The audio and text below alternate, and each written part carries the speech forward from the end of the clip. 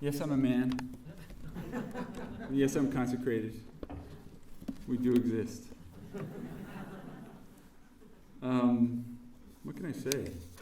It's a cool topic because I love doing this. I love sharing with people who I am, what I do, why I do it.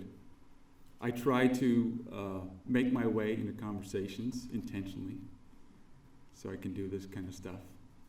Because people need to know that God really does exist. And the Holy Spirit is inside of each one of us. And they need to be allowed to think about that, to contemplate that. Because culture wants to keep us on the surface. And you don't have to go in hard, thumping with the Bible. You just have to be open. You have to listen where people are at. I mean, I'm sure all of us had situations, maybe you've talked about it, just in this last week and a half with Pope Francis being here, where, you could come out of the closet a little bit. And Pope Francis was a safe topic, He was, you could talk about him freely. The media, I was amazed. I was watching in Philadelphia last Saturday night, and the news anchor for CNN, she was dancing. She was talking about how she was affected by this man and came back to her faith because of Pope Francis. Not just his trip here, but previous. And you could see the enthusiasm in her. You could see that she was given the opportunity to come alive with her faith and that she wanted to seek it and go after it. It's an amazing thing to see that happen. I want to thank all the organizers who put this together, really. Kristen and Pam and Val and Mary and Rob, Father Jason, Father Ed. Just getting us together as a community, as a priest, and we have the seminarians here. Consecrated women. Are there consecrated women here somewhere? We have some here. Great. And just to be here together, all of us as a family, to think about who we are, what we're doing, where we're going. I think it's very important and a very good thing. Do I have a PowerPoint? How do I use that? Or how does that work? Just say, go to the next slide? Go to the next slide. Hey! This is actually the PowerPoint that I made. This is good. That's a car. Okay? I just want to explain that to you. So, it's a beautiful Ferrari. And we come into this world beautiful in many ways. You think of a baby coming into the world, perfect, all is good, no sins. But I was thinking after I sent this slide in, after I sent this PowerPoint in, I said, I probably should have, I should have done something under the hood, but then you wouldn't be able to see it. And that, because it is original sin, right?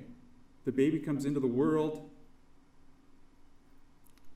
everything looks beautiful, but yet underneath somewhere, in the hood or the back part of the car, like this original sin is kind of there. So it's not a perfect world, but for a perfect picture, but we do have, on the outside at least, something that's very, very nice.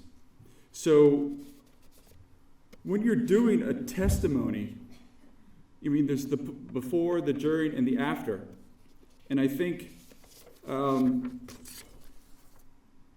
you don't have to be St. Augustine, who fathered a baby out of wedlock. You don't have to have great sins. You don't have to have been using drugs all your life and then had an amazing conversion. Inside of our faith, inside of our own lives, we go through conversions, kind of ongoing conversions. I would think even if we spoke to the priests here, through their priesthood, there's been moments when there's been like a new awakening, a new idea, new thoughts. So there's ongoing. There's always before, during, and afters kind of moving along in our journey in the faith. And maybe just to give you my own kind of like 2 minute, because the concept of this talk is that you're going to do you're going to go into small groups, you're going to break up. First of all, you're going to pray a little bit, think about what your testimony is. If you had a couple of minutes to share with somebody, if you could do a 1 or 2 minute elevator speech, it's something you should probably have different versions of, and maybe you do already in your life, where if you meet someone, whatever occasion it might be, that you can pull it out and you can share what God has done for your life. So I can remember a time when I was in university and I met this fellow, one of my classmates, and even before, if I go back a step, he was one of these guys in school that was very calm, cool, and collected, very nice guy, and everyone would comment about his nature, being a good man and a man of character, and so attractive personality, attractive fellow. And one night, we'd been out to a party, and he invited me to think about a relationship with Jesus Christ. And, well, I'm Catholic.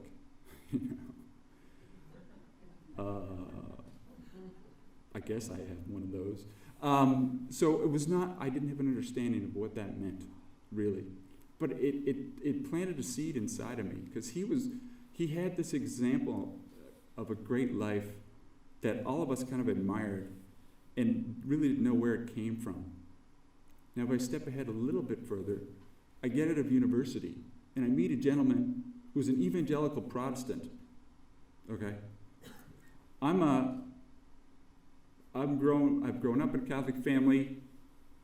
My parents, great parents, passed on the faith, daily mass at times, but it's not clicking for me. It's not like, I'm not really attracted to a life of prayer or contemplation or any of that stuff. And, my moral life needed work also.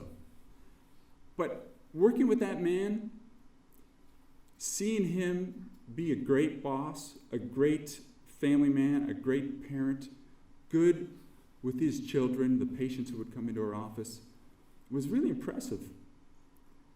And he used to do this. In the workplace, in the morning, he would gather us together. There's like 6 of us. And he would invite us to offer up an intention. I don't do intentions at this stage of my life. I don't offer up anything that doesn't happen church-wise in the church on Sunday. Priest is up there, I'm down here, I'm in the same pew every week, same people behind me, in front of me, beside me. It's all set up. It's very comfortable. And so he challenges me. And that challenge, it was hard. It was difficult. However, seed planting, because he did it in a good way. It wasn't too overbearing. And if I didn't want to pray, I didn't have to pray. So I worked through that. And then his example again, the example, and that's what we have to talk about in terms of testimony.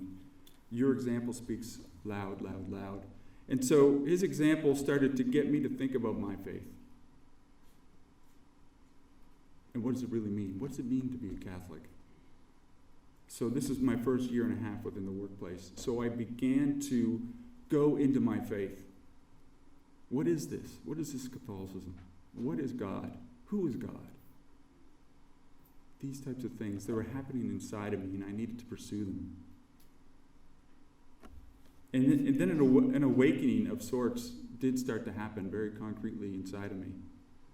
And then the feelings of, maybe you can identify with this, frustration, maybe at times anger, maybe at times not sure where I'm going in my life, those feelings would start to dissipate. And then you start to see, it's for me, it's just like the glasses, it's the glasses. Now I can see. You see goodness around you. You see beauty. your parents are all of a sudden brilliant people. Wow, they made a lot of sense. I got a lot of wisdom from my parents after my awakening. The wisdom was obviously there all along, but now I was able to accept it.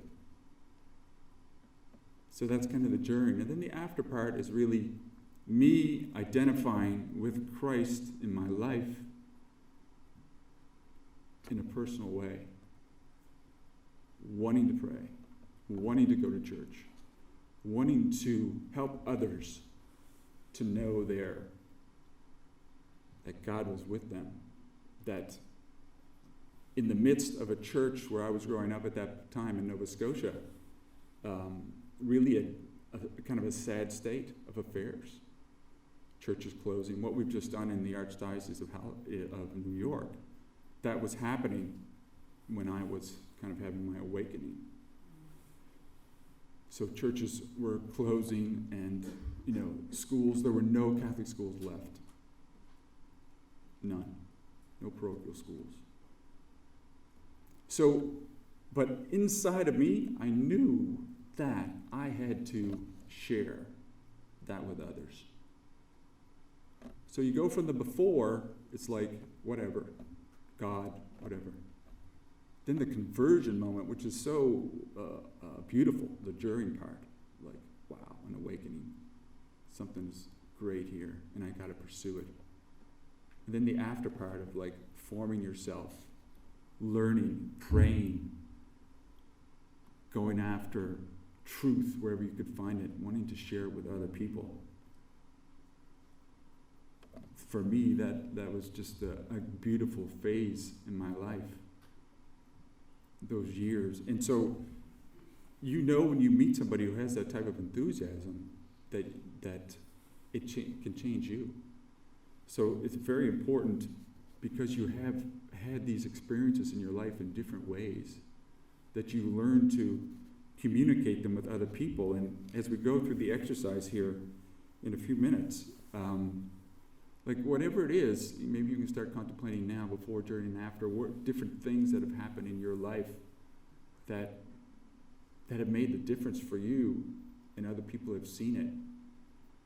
And of course, there are struggles along the way also, like over-enthusiasm, the beginning of conversion. And we've probably all gone through this, when you're speaking with someone and you're just so on fire, and you want to share truth, and they just are not interested. And you're trying to figure out, well, how do I do this? Not an easy situation. I can remember some very intense conversations where I was going too hard, too fast.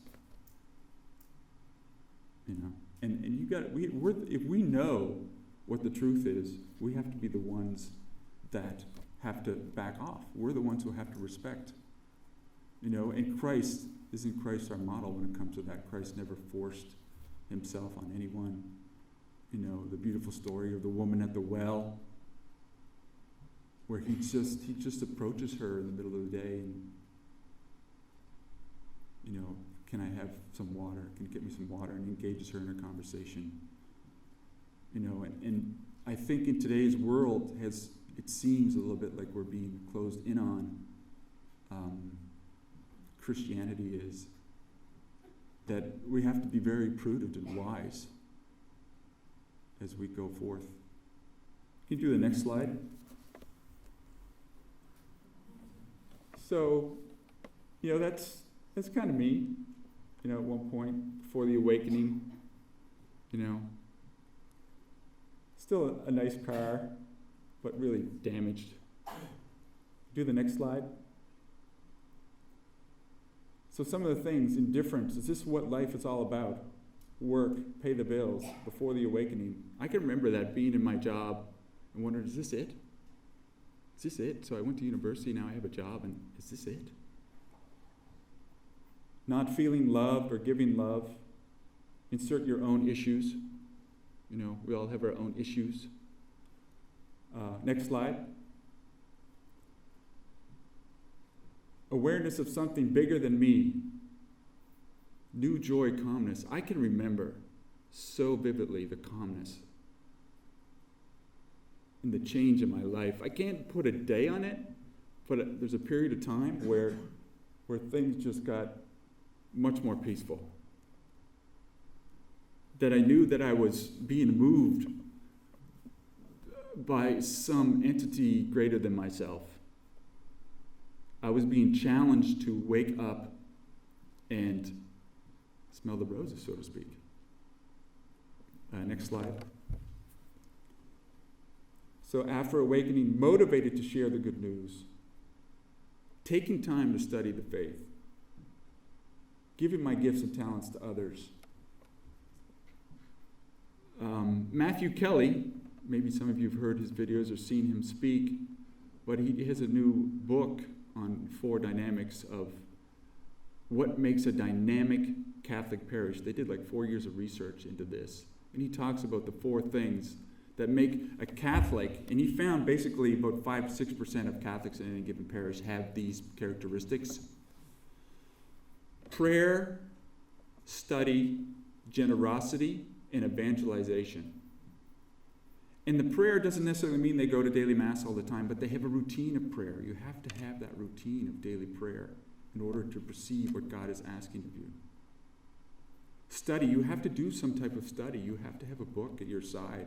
You have to be looking at new forms of prayer, what's church teaching, latest documents, stuff like this. You have to be doing this type of thing on a regular basis, and that shows that you're a dynamic Catholic wanting to grow and do more.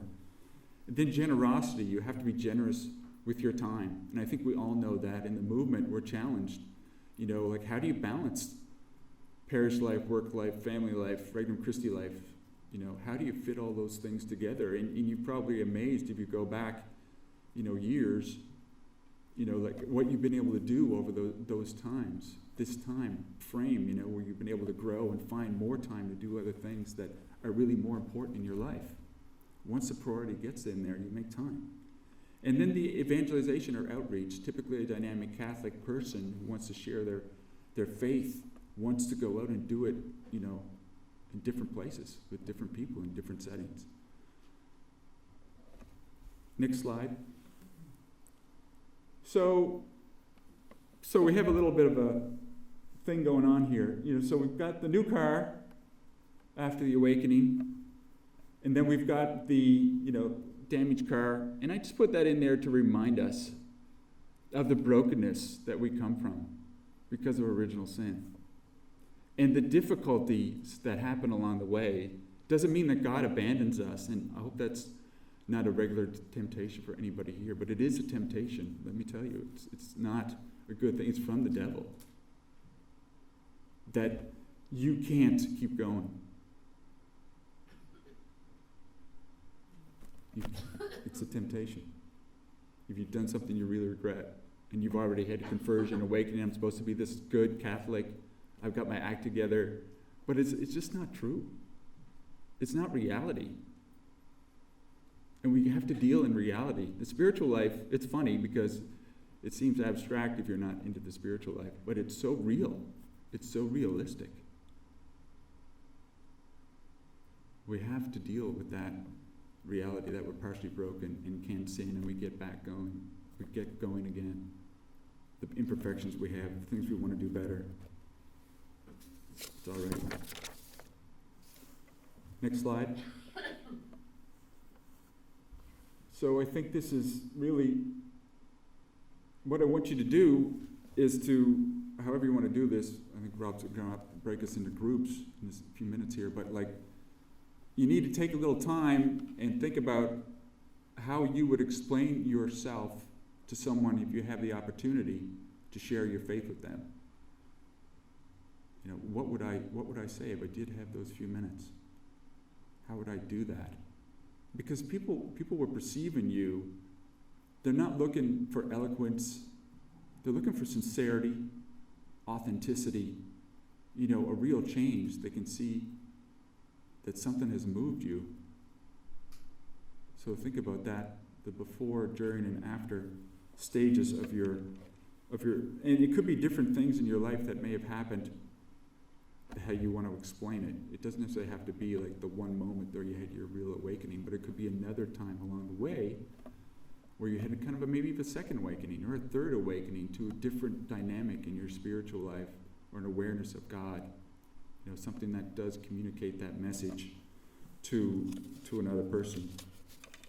So before I end here, I just wanted to say, when I was on missions, because my first apostolate as a coworker or a Mission Corps volunteer back in 1995 was in Washington, D.C.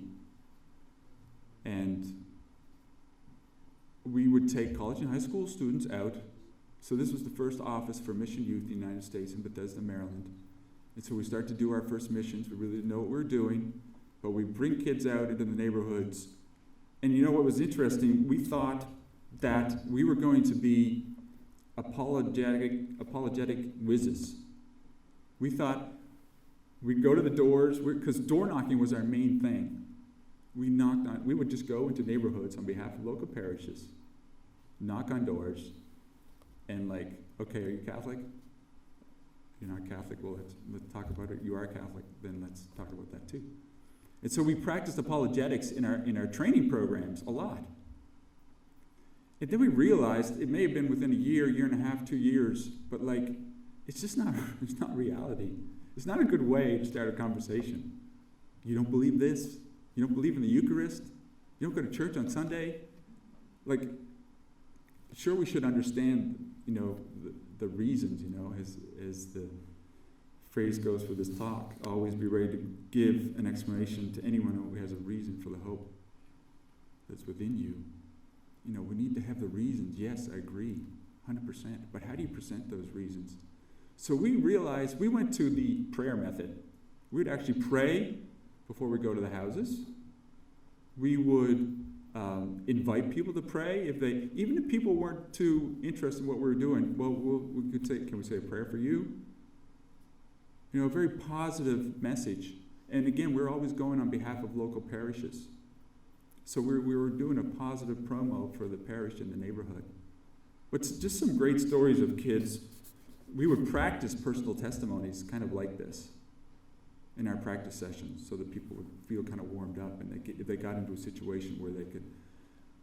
This is humbling to share with somebody, your testimony, what God has done for you. And so that was probably what made the greatest impact, I think. I just met so many cases of people. I remember this woman in Toronto before World Youth Day in 2002. One of our missionaries went to her house, knocked on the door, and she was a mess. I mean, she was just severely drugs, all the time, a lot. Just in the course of the brief couple of days we were there, this woman's life changed dramatically. She came over, and she just was so alive with God all of a sudden because the missionaries went to her house and just spent time with her. One of the boys gave her his Bible, which is huge. It's just a high school kid. They don't give anything away. Gave his Bible to her, and then she started making us chocolate chip cookies. And so, see, all is right in the world when you give up yourself, like that. I mean, she had so much joy in her life. Amazing things happened. Another mission in Virginia. This doesn't have anything necessarily to do with the topic, but I feel like telling a couple stories. So I was in Virginia, in Manassas, Virginia, with a few kids promoting for the parish, and we were walking door to door. And start walking down this, it's a cul-de-sac. It's a nice neighborhood. And we walk by this house, knock on the door, and then we see the window curtains rustle. When you're doing door-to-door missions, you see a lot of window, curtains wrestling in the window and doors not being knocked. I don't know what it is. It's like some ghost or some special phenomenon that happens. But I keep walking down the end of the cul-de-sac, and we come back, we go around, and we're coming back up the other side, and I see one of Manassas' finest policemen park across the street from us. And definitely, I mean, there's no reason for him to be there except for us. So me being the missionary evangelist, I went over to talk to him. Hey, how you doing? And he had a very stern look in his face. He said, what are you guys doing? I said, well, we're here on behalf of the local parish, and we're just, bringing bulletins to the local people in the neighborhood and asking if they have any prayer intentions. And it was great because this big smile came on his face. Big smile. He said, that's fantastic. Keep going, and just sped off. So stuff like that when it happens on a mission is it's great. The kids would really get charged up. Boys, I don't know how the girls react so much, but I know the boys though. The boys loved it when, we had 35 door slams. Nobody opened the door. Nobody was interested. They kind of go for the negative side, the tough side of things, But if you could drag, good stories would happen all the time. Kids would go into the house, they'd pray the rosary. I mean, we did missions in does anybody know Opelika and Hialeah in Miami? Not very safe places. And lots of gangs around there. But we'd be knocking on the doors, and we never had any issues ever with anybody. Not even the slightest issue ever. Knocking on doors and talking to people, and even gang members. I know we spoke to gang members who were, during the day they're too tired to do anything bad, so they would talk to us. The bad stuff would happen at night, but just tremendous openness from people, Catholic and non-Catholic. Lots of prayer times with people who were not Catholic. I mean, some of the best prayers, actually, I'm afraid to say, because they're just comfortable, like a good Baptist, Southern Baptist in Alabama, doing missions in Mobile, Alabama. I mean, just people open and generous hearts, and just beautiful to see, and encouraging us Catholics, go out there, because they understand the nature of the culture, that people need God and want to know that something's greater than this world is out there. So those are some of the cool things that have happened over the years, and lots of things, like I said, I try to look for opportunities, and I think that's what we need to do, try to find opportunities. So thank you so much for your time and attention.